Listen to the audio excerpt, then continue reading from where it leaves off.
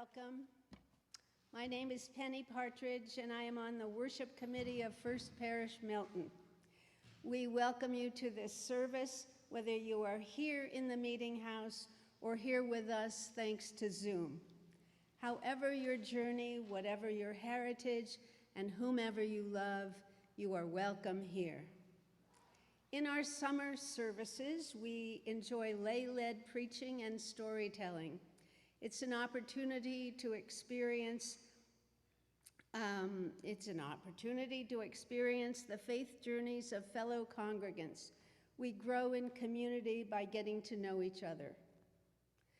The work of our faith is done both inside and outside this meeting house. I call your attention to Tucker Smith's letter in Thursday's link. The town of Milton is going greener with an alternative to the electrical service we have had, but you can either opt out of this plan for more sustainable energy usage, or you can choose as an individual household to go even greener than the town plan. There's a booth at the farmers market on Thursdays where you can learn more about this. This time is made holy by your presence. Let us gather our hearts and minds to be with one another in sacred attention. The words for the chalice lighting today are from Sean Trapp and are called A Fire in the Universe.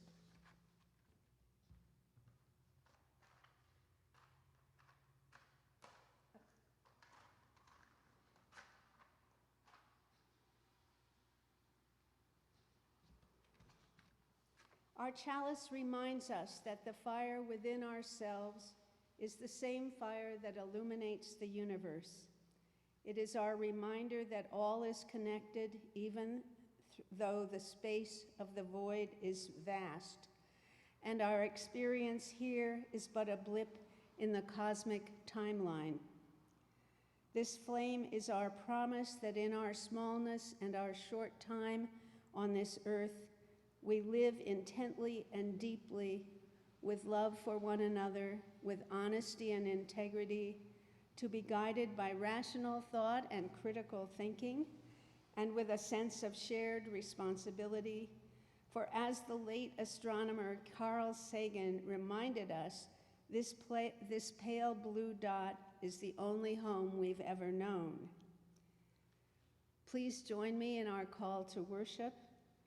Come, let us gather. We gather to celebrate the sacred within and among us. We come to seek spiritual growth and understanding. We strive to practice acceptance, forgiveness, and love. Together, we work to build a world with justice and compassion. Come, let us gather together. Now please join us in singing our opening hymn 113, Where is Our Holy Church? And please remember to wear a mask if singing from the pews. We should stand.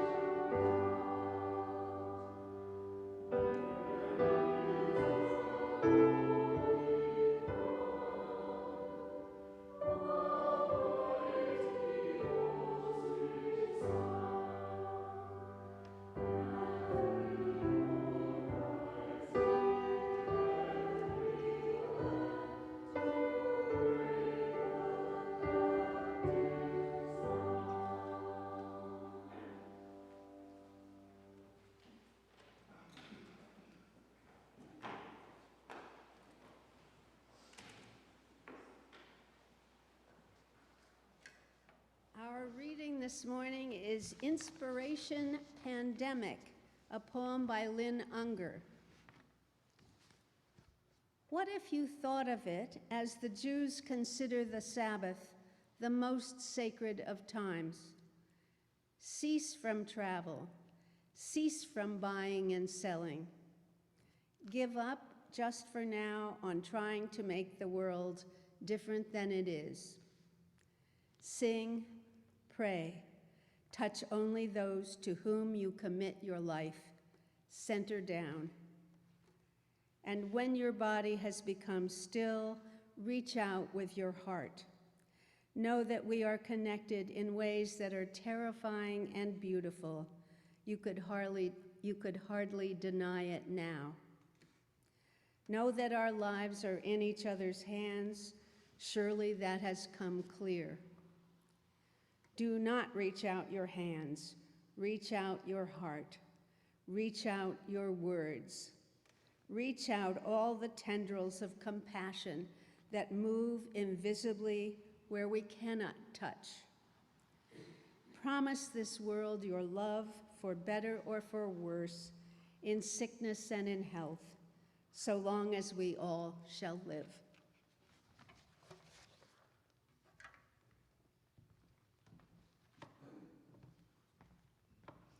Thank you, Penny. Did you take my sermon? I took your sermon. Thank you. Good morning. I started this sermon in a way a year ago. It's my practice to process life through writing, and so I'm usually observing and noting. Last summer at this time, we were in lockdown mode, 4 months in, with no end in sight. It was a startlingly weird time, and my thoughts reflected this. There's no toilet paper, I wrote. What is wrong with people? I felt legitimately confused since what I had read about COVID was not about digestive problems. Why was that happening? In those surreal early dark days of disinfecting groceries and fearing my own hands, I joined the panic parade. I found myself going to stores I had never been to, and at one point, I found myself in a neighborhood package store / food museum, looking for paper products, shelves empty, but instead I found myself buying marshmallow fluff. There it was on the shelf, both plain and strawberry, and it seemed essential at that moment, this thing I hadn't had since I was a kid. I was scared and beginning to feel like life was turning into Lord of the Flies, so having a fluffernutter on white bread seemed like a good, safe thing to do. Now, you might laugh, but it happened, you know. It happened to all of us, each in our own way. That seems like a lifetime ago, though, now, doesn't it? Or does it? We know the pandemic is not gone.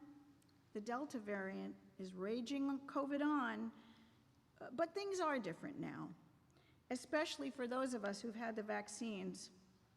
It's been quite a ride the last 18 months. It was hard and weird and awful and also completely upside down, but also kind of in some ways good.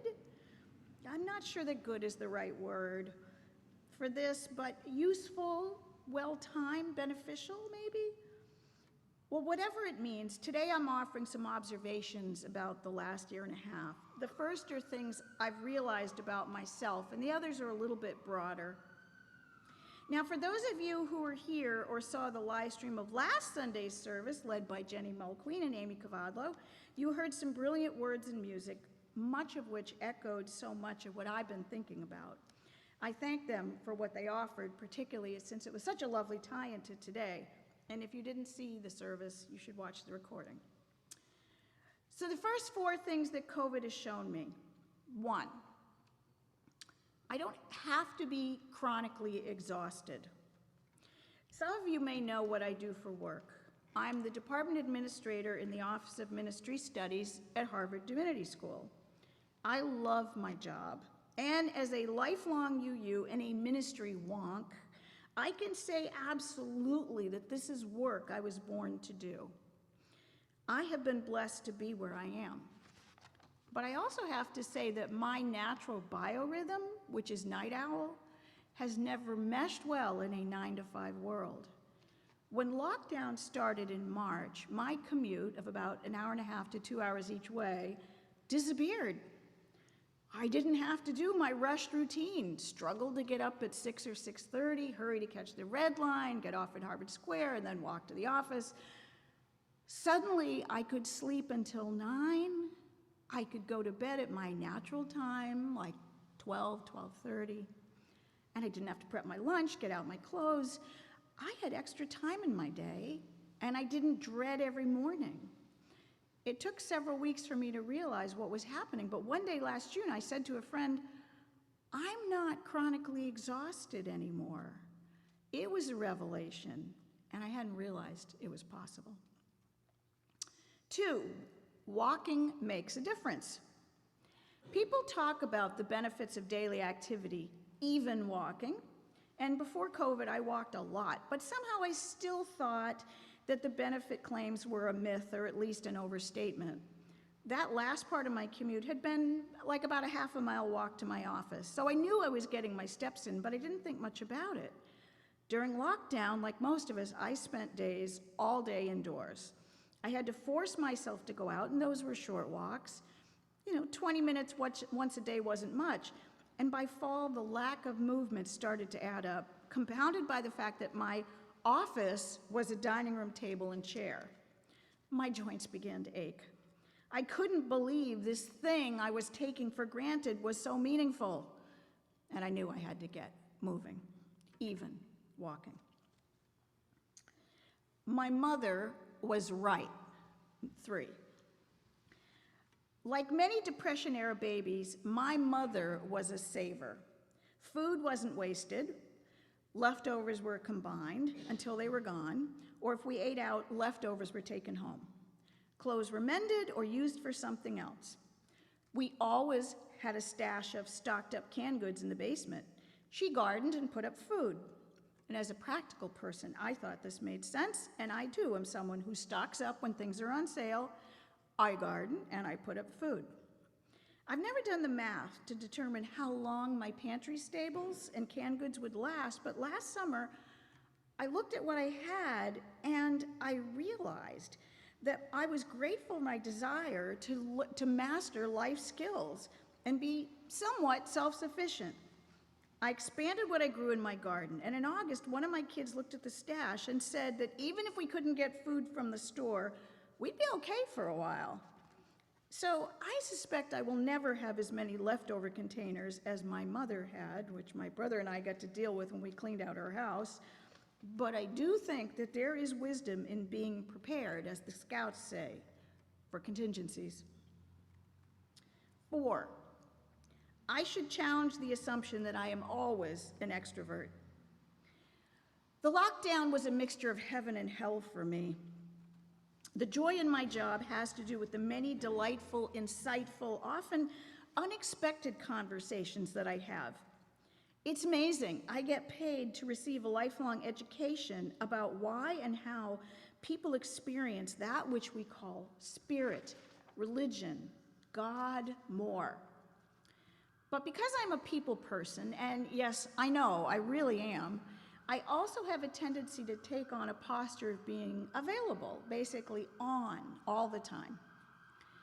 Now, as a UU who works the 7 principles like the AA steps, I consider the inherent worth and dignity of all people to be paramount. But during lockdown, when I took my walks, primarily for the dog, I would take my route fully masked, and if I saw someone coming towards me, I did that thing we were supposed to do, cross the street and avoid contact. What I began to realize is that I was relieved in those moments. I didn't have to stop and make small talk. Even smiling didn't matter because no one could see my face. It was so simple. And when I consciously realized this, it caught me off guard. In the first weeks of lockdown, my sadness over missing coworkers, the students, and everyone here at church was crushing. It took me a while to even accept that new normal, but then I caught myself feeling grateful to be able to choose not to interact without guilt. This judgment-free revelation came. Maybe I need to periodically remind myself that it's okay to stay within myself sometimes. I can honor my private side, and it doesn't take away from respecting all life. The broader observations. 1, necessity is the parent of invention. We reinvented so much of what we did last year. I don't need to remind you. How many times did each of us have a conversation that went along the lines of, what would we be doing without Zoom and this technology? It felt like both a blessing and a curse, which is true. But here's the thing, we weren't just living online. We really leaned into creativity to cope. People started baking bread and doing crafts and taking up projects that we'd been thinking about in some cases for years. So much bread was baked and so many gardens were started that flour and seeds disappeared from the shelves and the catalogs. When we needed them, they reminded us that these were activities that were nourishing and sustaining as well as keeping us busy. All those old school things came back to us. 2, we got creative in community. Online communities became lifelines. When First Parish shut down for in-person services, we wondered, how would community happen? Would it fall apart? I really worry about this.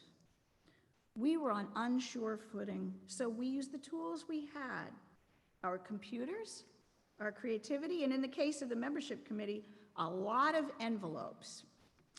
We wanted the message to be clear. We are still community. We are connected to you. At work, small interest groups form. I started a book group, another one started a parent group. At church, we ran our wonderful cooking nights and poetry salons. And what I saw over and over is that when we were together, Zoom face to Zoom face, these groups all offered emotional support, whether it was the explicit purpose or not. All groups became support groups, I think because we recognized that the moment called us to be there for each other. And a related note, our post-church coffee hours became sacred times. I think in part this was because when someone was speaking, everyone was listening, and we were all sharing our deepest hopes and fears in real time. Sure, I missed those 1/8 chunk of bagels from coffee hour, but those online gatherings were really intimate. You've probably already heard me say this, but I will say it again. I feel like I know the members of this church not just better, but deeper after this past year. 3, those lousy jobs deserve respect. For a few weeks, cashiers were heroes. I don't know if you've ever worked a cash register, but it's exhausting, physically and emotionally. It's draining. Deemed essential workers, cashiers showed up day after day before stores put in plexiglass shields, before we understood that we weren't going to get COVID from surfaces, and they offered us one of the few normalizing experiences most of us had for weeks. I read an article about how their mental health suffered, not really a surprise, because of the behavior of some shoppers, many of whom refused to believe the pandemic was real. Even in non-pandemic times, the work is tedious. Cashiers showed up, did their job because they had to for their own survival. And under those circumstances, we gave them respect, which suggests that this is a systematic problem. This is a systematic problem. The pandemic just shined a spotlight on it. 4, hybrid is the way forward. We went from many unquestioned, unchallenged assumptions about work and education. Fly to a meeting on another continent, even if it's only for a day or two. Work in an office exclusively. Put work first. Education can only be on campuses. Meetings can only be in person, etc. We went from that as the normal to a complete stop. The whiplash was painful. When we realized that it was possible to do so much through virtual arrangements, we also realized something else. There were people who had been excluded from these gatherings because they couldn't get there, because they couldn't afford it. The virtual options started a shift. More people could be included, which it was always true, had never been made quite so obvious. The pandemic became an opportunity to level the playing field. 5, justice can't wait. George Floyd's death was a flashpoint, the last straw. We saw how many took to the streets everywhere, night after night. The height of the pandemic, the cries for racial and social justice cannot be silenced. Not even for a pandemic. I still have images burned in my brain. So what next? As I've worked on this, I've been aware of a desire to wrap it up with something brilliant. There's this voice in my ear urging me to figure out and offer you the sweet spot of lessons learned this year. But here's the thing, it keeps changing. At the start of the pandemic, it all felt like a movie, possibly a post-apocalyptic movie. And then for a while, it felt tedious and anxiety-provoking, but still front and center. Now there's a lot of tedium, which is not surprising. We hate change, but then we adjust. But this moment is an opportunity. I was amazed at reports of how quiet the planet was for several weeks, and you probably read about this too. In February, Reuters reported on it with the headline, "Planet Earth, its quietest in decades as lockdowns reduce seismic noise." Urban ambient noise fell by 50% at some measuring stations during the weeks of lockdown because buses and trains were reduced, aircraft was grounded, and factories were closed. Less background meant something big. Small earthquakes that otherwise would not be observed were being detected. Small tremors allow us to improve our understanding of the seismic hazard, said scientist Frederick Masson, and also helps assess the probability of larger earthquakes in the future. This was an unprecedented opportunity. There's no way we normally would be able to do this kind of experiment, he said. An unprecedented opportunity, indeed. The poem that Penny read earlier was written at the end of March 2020. She called us to consider this a sacred time. We seem to be at a nexus now. This week I worked on the details for my office's return to campus, starting August 2nd. A few weeks ago, I was reading posts and articles where people said, "I don't want to go back." But here we are. In the last few weeks, I've gotten invited to events, several of them. Last weekend, I told someone, I feel like people are trying to make up for lost time, which may be so, maybe I've been out of practice, but do I want to get quite so busy again? Also, it needs to be said, for most of the pandemic, I think most of us took for granted that there would be an after. Some of this speaks to our privilege. Assuming a vaccine could be created, most of us didn't question that we would have access to it, and not everyone everywhere can assume that. So now we're in this new normal. Is this back?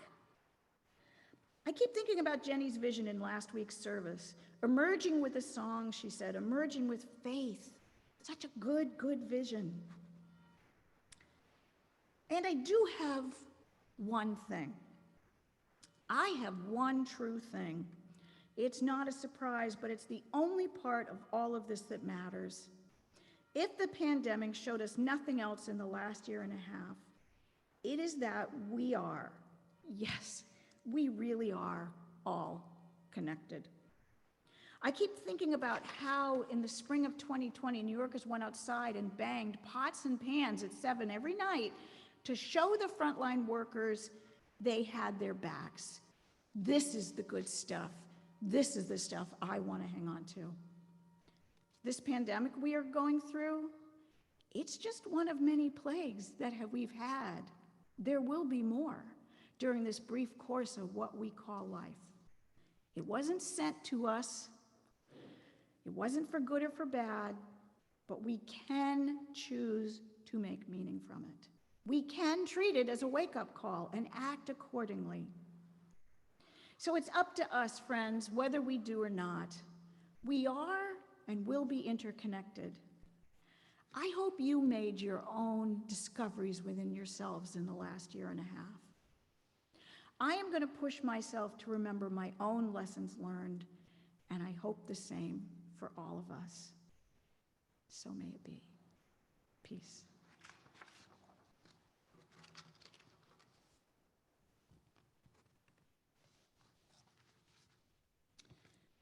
And now, friends, we're going to have a moment of prayer and sacred silence. Take a moment, deep breath, center yourselves.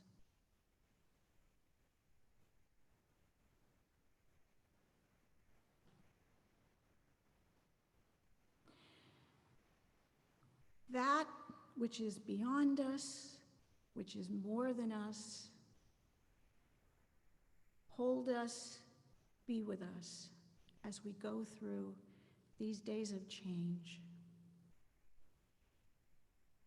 We hold in our hearts prayers and longings, blessings and sorrows. We sit in silence and breathe and think on all the things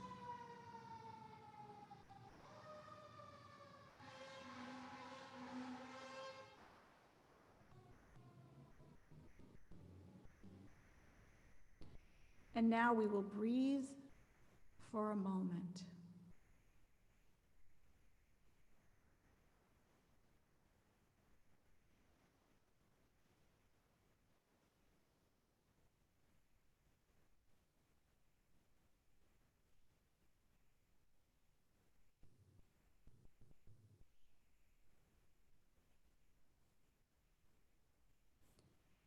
For all the blessings and the sorrows unsaid, we breathe and say, Amen.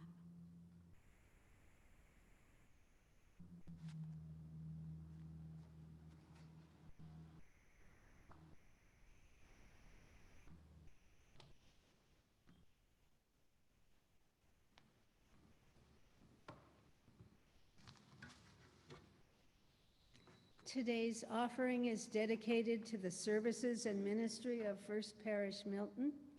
Here's how to give if you're coming to us through Zoom. Simply text 617-539-7576, and then you tap in the number that you wish to give. Here's the number again, 617-539-7576. If you are proud of this church, become its advocate. If you care about its future, share its message. We welcome all to build a just and healthy world with faith, love, and compassion. Your presence, your participation, and your support bring this vision alive. Please give as generously as you are able to support this faith community. And if you are here on your way out, you can leave a gift to the church in the wooden plate. Please join me in our unison dedication. May these gifts be transformed into strength for this faith community, into comfort, food, and shelter for those in need. And may we be transformed by generosity.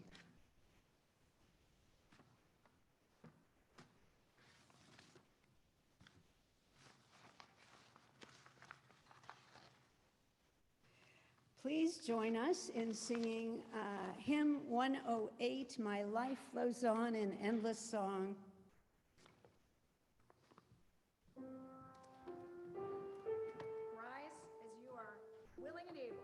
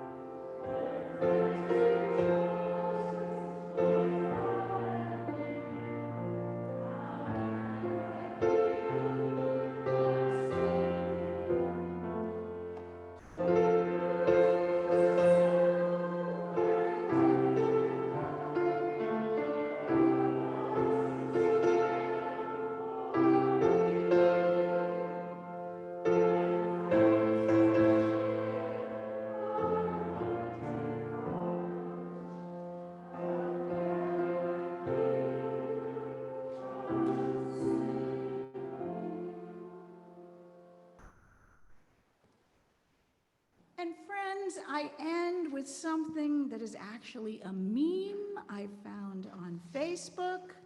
I love this. It's a hand, and on the hand are the words, "I hope there are days when your coffee tastes like magic, your playlist makes you dance, strangers make you smile, and the night sky touches your soul. I hope you fall in love with being alive again." Amen.